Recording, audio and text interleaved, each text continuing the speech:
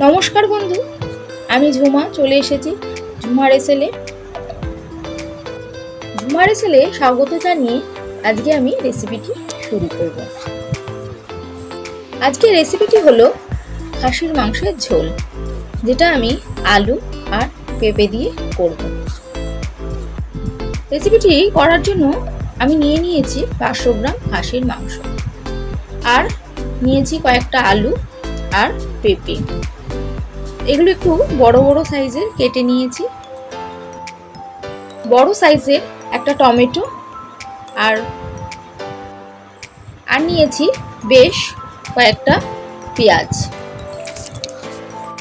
কাঁচা লঙ্কা, আর নেব পরিমাণ মতন হলুদ, লঙ্কা গুঁড়ো, জিরে গুঁড়ো, ধনে গুঁড়ো আর রেড চিলি পাউডার।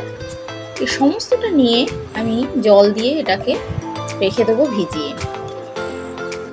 আর নিয়েছি রসুন, আদা। এই রসুন, আদা, কাঁচা লঙ্কার আমি একটা পেস্ট করে নেব। আর দেবো মিট মশলা, আর ফোড়নের জন্য নিয়েছি তেজপাতা, শুকনো লঙ্কা আর গরম মশলা।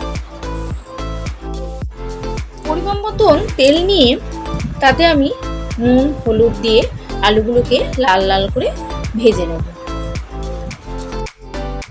রান্নাটি আমি সর্ষে তেলেই করছি।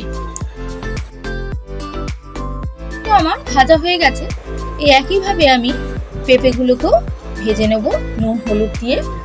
সঙ্গে পেঁপের সঙ্গে একটু সামান্য চিনিও দেবো, নিয়ে সম্পূর্ণটা লাল লাল করে ভেজে নেব।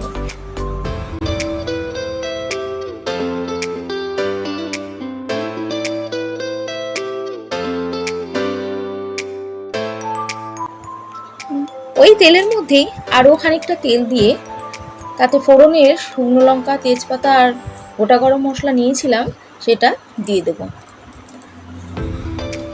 ফোড়নের একটু হালকা গন্ধ ছেড়ে গেলে তার মধ্যে দিয়ে দেবো পেঁয়াজগুলো।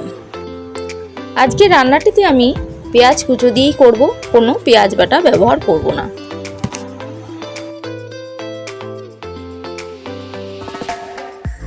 একটু নাড়াচাড়া করার পর তাতে দিয়ে দেব সামান্য নুন। খানিকটা পেঁয়াজগুলো ভাজা হলে এর মধ্যে দিয়ে দেব টমেটো কুচোগুলো। টমেটোটা দেওয়ার পর খানিকক্ষণ নাড়াচাড়া করার পর দিয়ে দেব রসুন, আদা, লঙ্কার যে পেস্টটা করে রেখেছিলাম সেইটা, এবং এটা দিয়েও আমাকে খানিকক্ষণ ভালোভাবে কষিয়ে নিতে হবে। এরপর দিয়ে দেব গুঁড়ো মশলার পেস্টটা। সম্পূর্ণটা ভালোভাবে কষাবো। বেশ খানিকক্ষণ কষানোর পর দিয়ে দিলাম মটনগুলো, এবং এটাকে দিয়েও আমাকে ভালোভাবে কষাতে হবে। এতে সামান্য দিয়ে দিলাম চিনি আর মিট মশলা।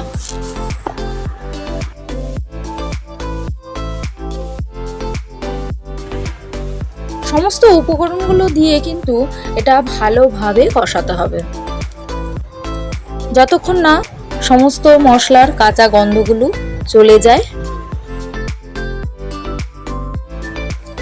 দেখুন, কষানো আমার প্রায় কমপ্লিট হয়ে গেছে, তেল ছেড়ে দিয়েছে আর একটা সুন্দর রং চলে এসেছে।